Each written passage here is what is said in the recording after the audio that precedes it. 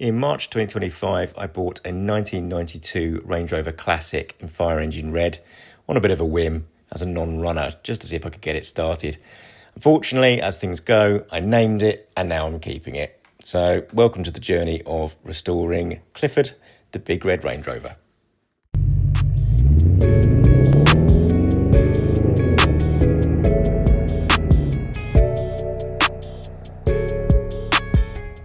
Welcome back, and welcome back to the discovery of Clifford.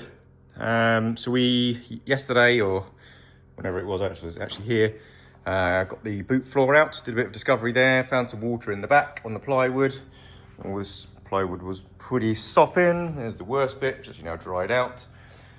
So this is also wood paneling either side, and that is what I'm going to be taking out today. I need to get rid of this wood out of the car, give it a good old hoover, work out what I'm going to be able to do with it, and then see whether I can just lightly scuff or sand everything back so I can Raptoring the inside of the car.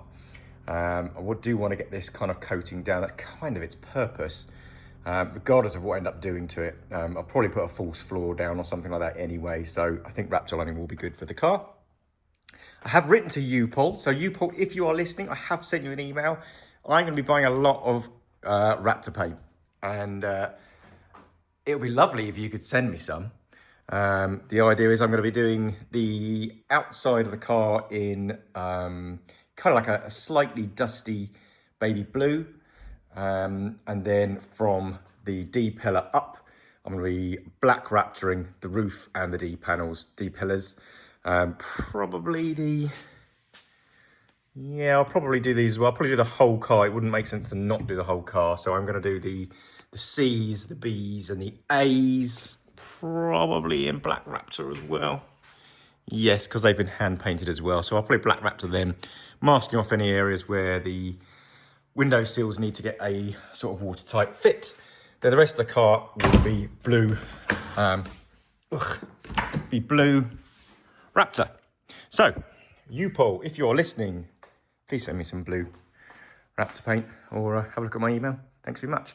Until that point, I am going to start digging around and pulling out the rest of this wood paneling. I need to get the speakers off, probably the rear seat belts, and see what we've got there, and report back. I might time-lapse it, I might not, because it's a bit of a boring one, but let's see what we do.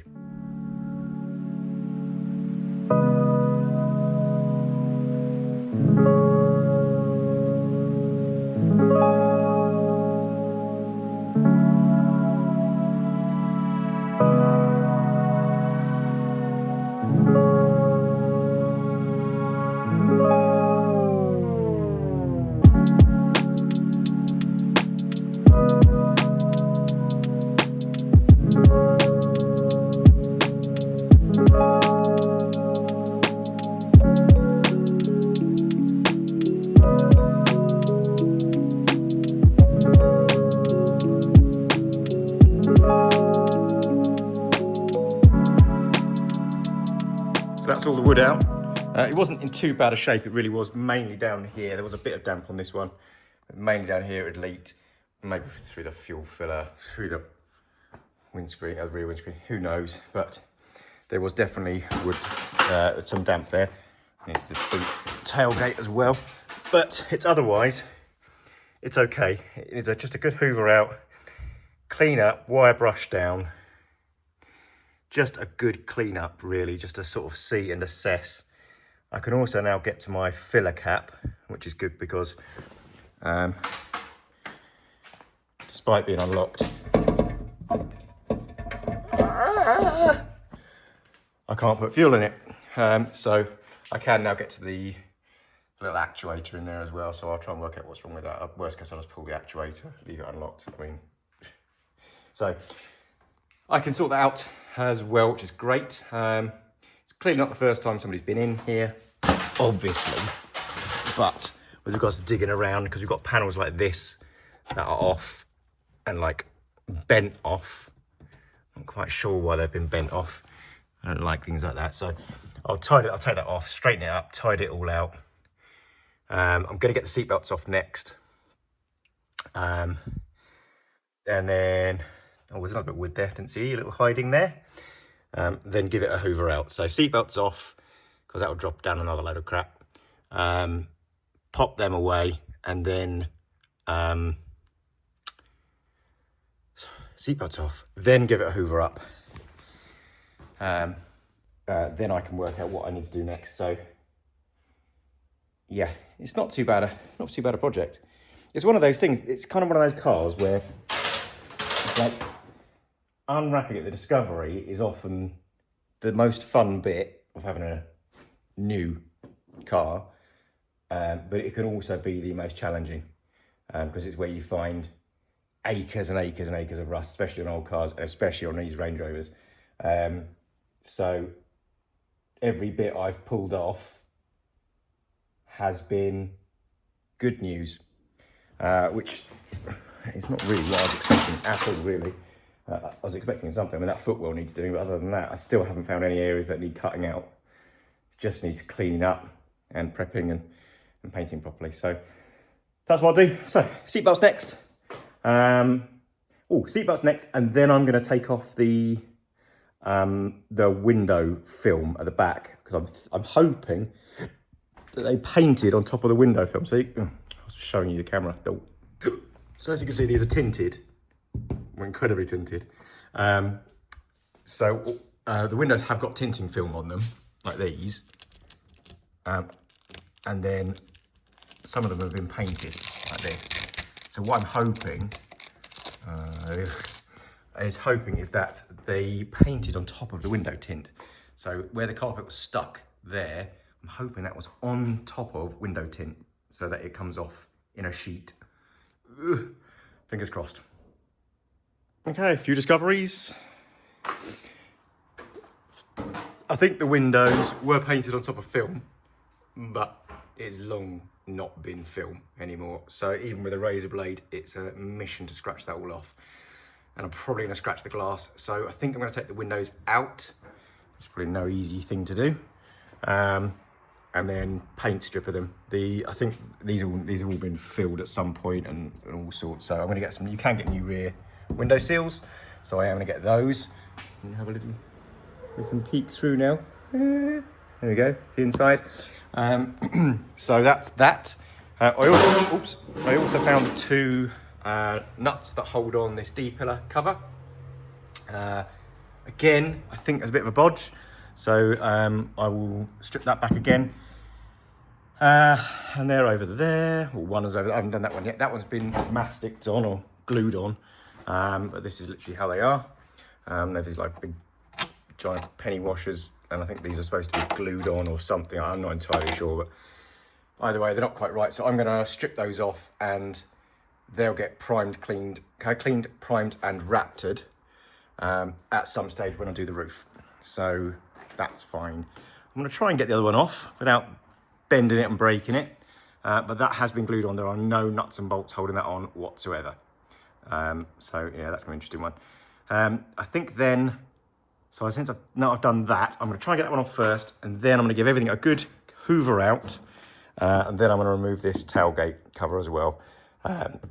These are known places to sort of gather rust as well. So I'm just trying to find any rust so I can attack it all at the same time. So let's try and get that D-pillar cover off first. Okay, that's all hoovered out and cleaned out. No nasty surprises, even in the corners. A couple of areas of like surface rust, but literally like in these corners around like there, that kind of area around that. And what I think is the here, which is the old wheel well, so where the spare wheel would have sat. There's a little bit of surface corrosion down there, but nothing too major. So I've just given it a general hoover out just to sort of see how bad it actually is in here, and it isn't too bad. I need to go over with razor blade and get rid of all the mastic, like the Sikaflex stuff. I think the previous owner might have had shares in it, because yeah, there's a lot of it on this car. It's not necessarily a bad thing, things were sealed up, but things like getting this panel off which was completely sealed on with black Sikaflex, which was an absolute pain in the derriere. So, because it's only thin aluminium, so you've got to be careful as you pry it off, so you don't bend it. but that is all off now. So I think I'm going to carry on with the removal for the moment.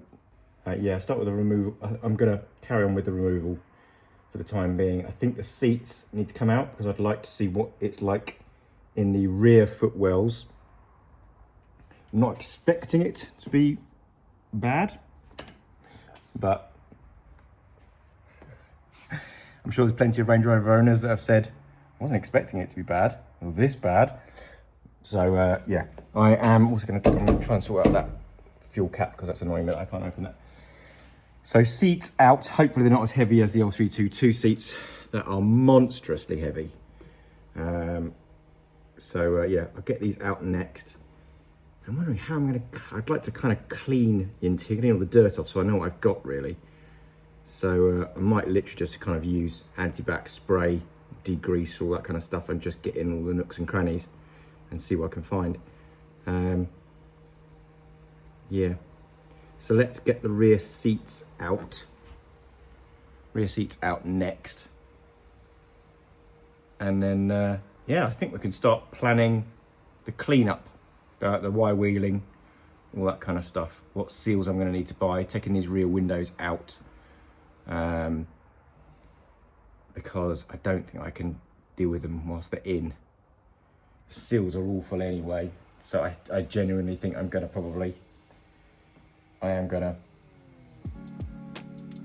take the windows out. So, rear seats first.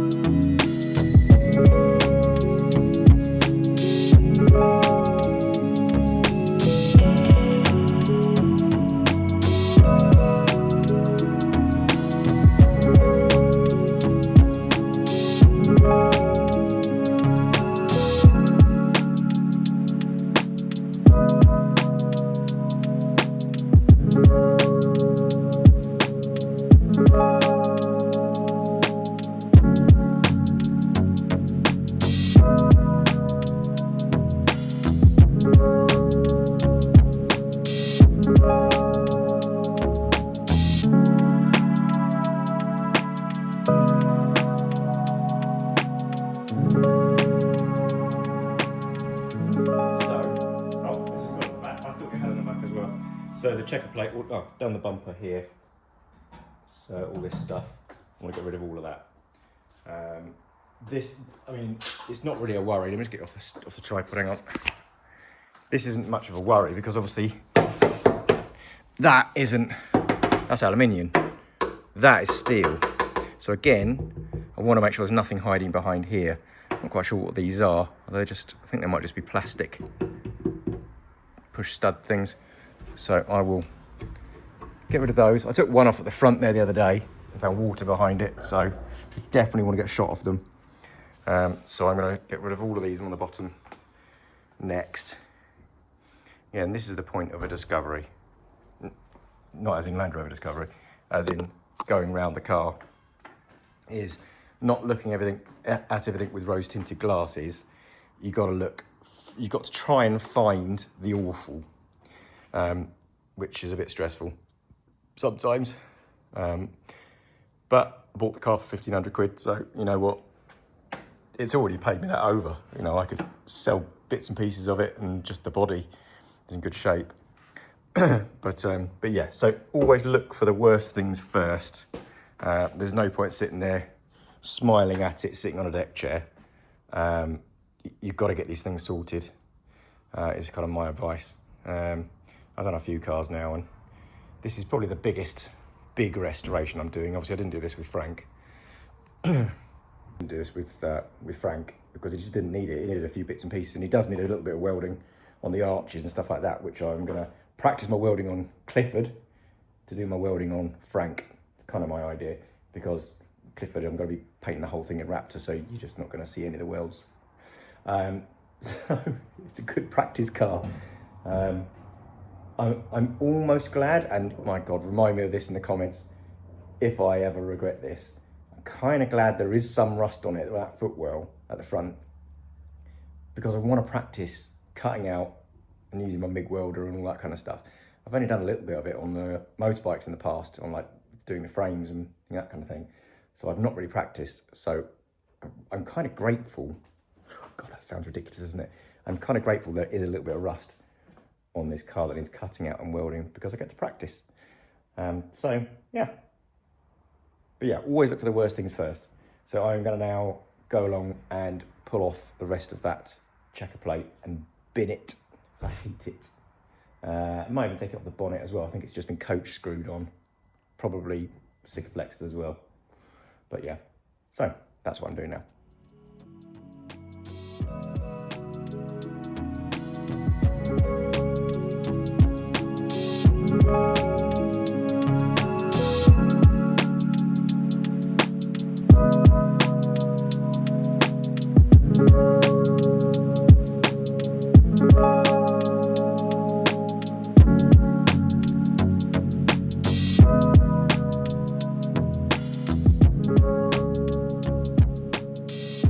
That's this side done, and you probably couldn't see on the time lapse, but under each of these, you can't really see it on the floor, they were just full of water.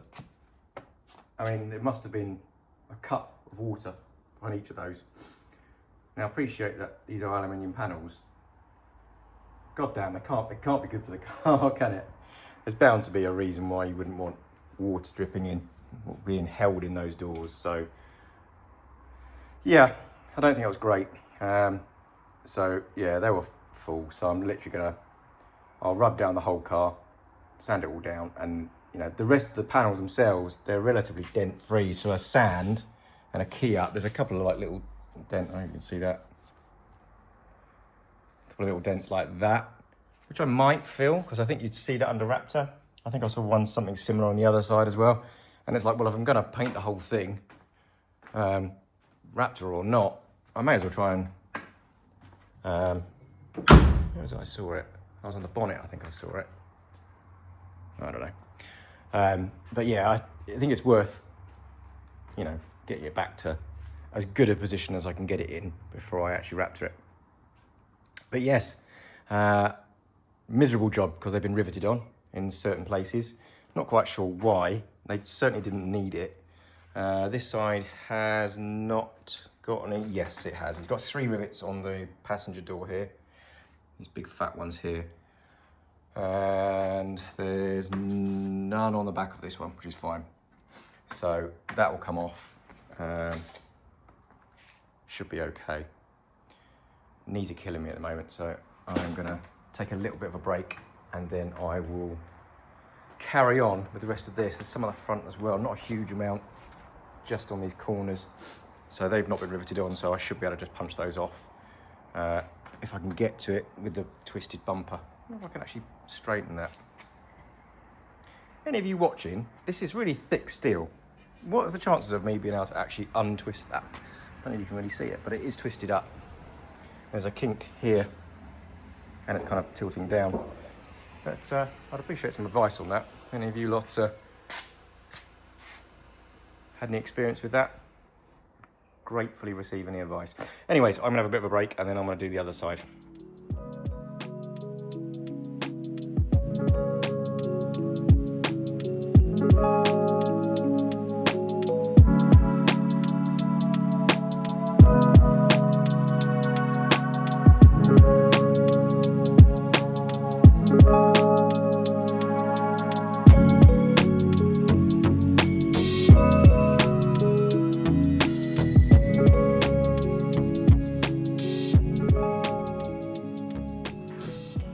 Right, so that's that side done. That was a hell of a lot harder than the other side.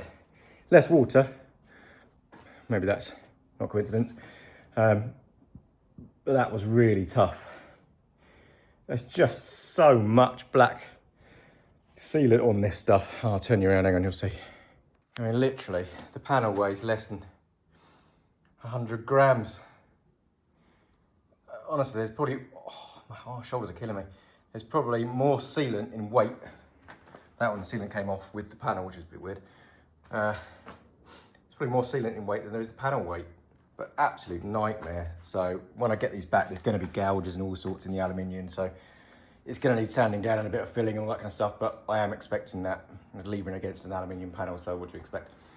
I have got these tiny bits at the front to do, but quite frankly, I have not got the energy. So that's gonna have to be for another day. So I'll be back with you shortly.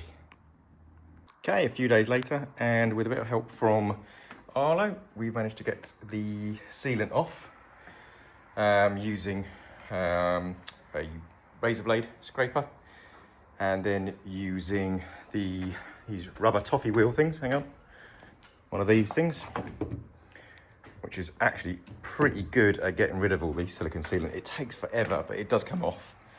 And then sanding afterwards with like a 120 grit, I think it was in the end, something like that. I have now got my sander. So yeah, so that's come back quite well actually. You can't really tell here, like this in this kind of light, but there's a lot of filling and dent work that needs to be sorted. Literally from where the stuff's been pried on. I'm not sure whether damage was there before me or after me, because of me. I mean, it's obviously some of these scratches and stuff, that's from where I've levered in. So yeah, not wonderful. I am wondering whether or not there is a lower plastic panel that we can use on these that I might be able to get off like another car or something like that. I'm sure I can get something to work, like a plastic rough panel, something that will replace the checker plate. But yeah, so that's all off now. I've just got to pull that one, get rid of all the rubber on that one. I can't do that until the bumper's off the front. So today we're doing a bit more sanding. I've got the bumper off the back as well. And again, thank you to Arlo, because I undid one bolt, was underneath it, and the other one went to undo it, and it was not attached to the car and practically fell on my head. So if anybody who knows these cars, rear bumpers aren't light. So yes, thank you again, Arlo. And then we have been starting to sand down the roof here as well. So again, I've scraped the roof, used a toffee wheel to get rid of all the any other silicone, and just giving it a sand, just to see how it comes up. It comes up really well, actually. It will need a very light skim of filler in certain areas, depending on how much I want to really go for it. But as you can see, this stuff, I mean, it's like, I think it just wasn't primed, or it wasn't keyed. I think it just wasn't keyed. I mean, literally, it looks like it's hand painted straight onto bare aluminium. There's no primer I can see underneath it, which doesn't make life very easy. So I'm going to try and work out what I'm going to do with that. If I can feather the edges, then I can go over it. It should be okay with the Raptor. But yeah, so I need to scrape some off, carry on scraping that end of the roof off as well.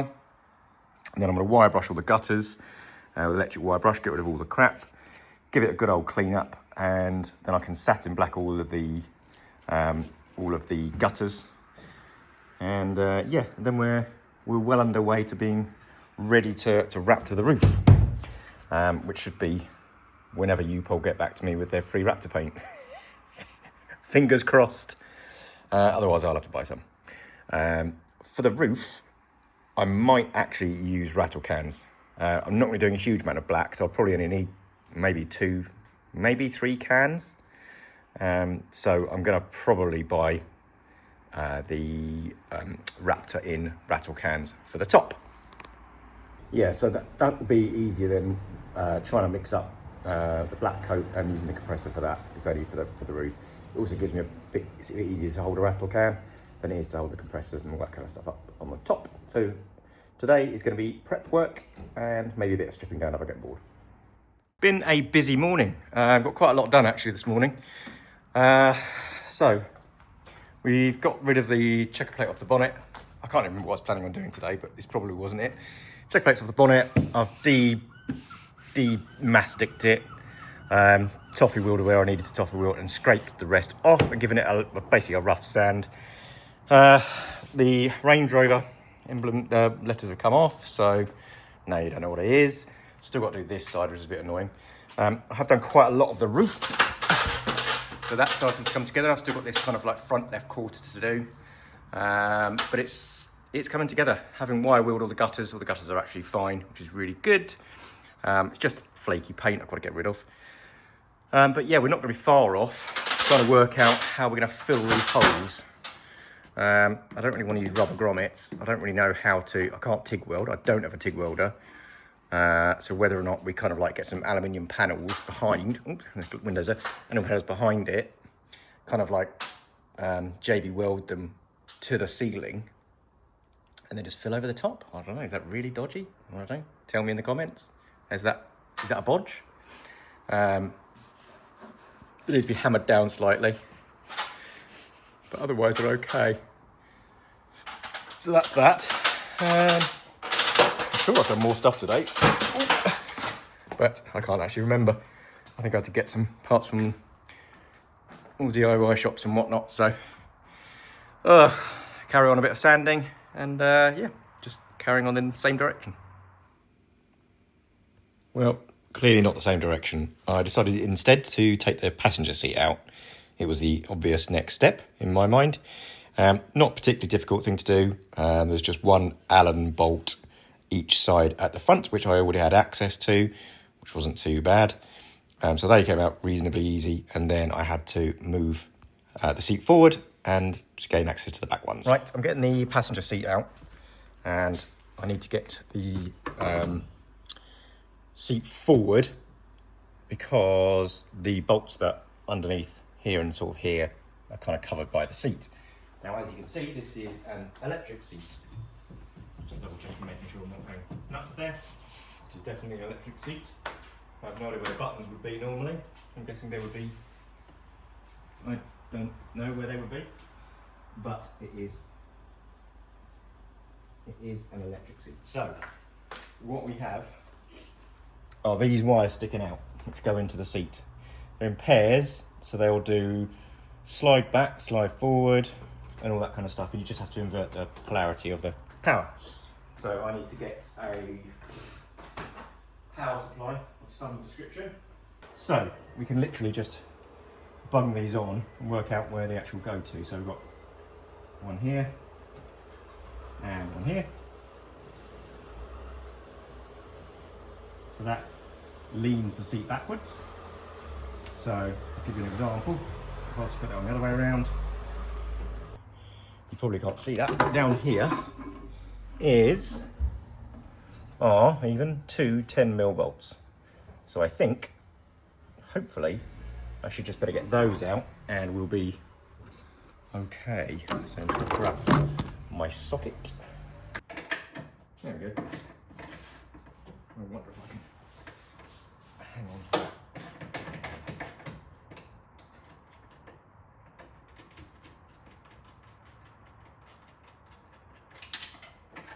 One of them, and number two. There we go. So, I think the seat is now not attached to anything. Pretty sure. So yeah, I can now take that out. Not particularly heavy either, which is always bloody useful. Hang on. There's always something. There's a seatbelt, and that's like 17mm. It's not meant, it's not imperial, is it? Problem is, I have found quite a few bolts that are imperial. It is 11/16. There we go. I do not have many imperial tools. So I will be putting metric bolts back on. One reasonably trusty seat. Ready to come out.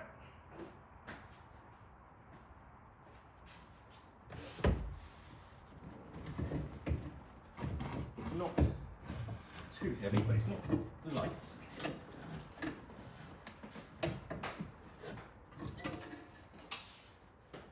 I'm going to scratch the new paintwork. So the reason I'm doing this is literally, again, just still stripping down Discovery. I struggle to focus on one thing at a time, as you may have noticed by the way I film. So what I try to do is crikey, that's bright, is to do bits and pieces throughout the day. So it might be some roof work, which is now almost completely done. Then I'll take a seat out, and then I'll take the panel off the bonnet and all that kind of stuff.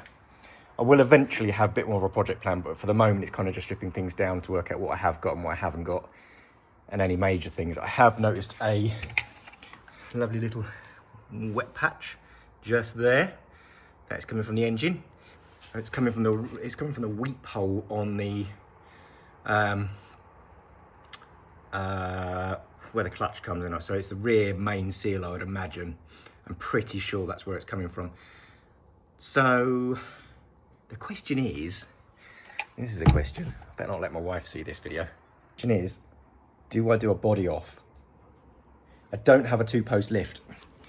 I was going to get a scissor lift, and obviously there's no way I could do a body off with that. So I could get a 2-poster.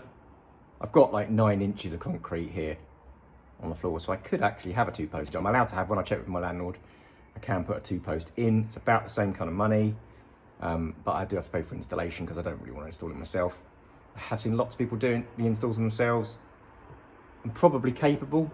It's just that if I ever want to lift Frank, I've got nearly 3 tons lifting on a 2-post jack, and kind of like, I just want to make sure that's been done properly. So I'd get that installed by somebody else.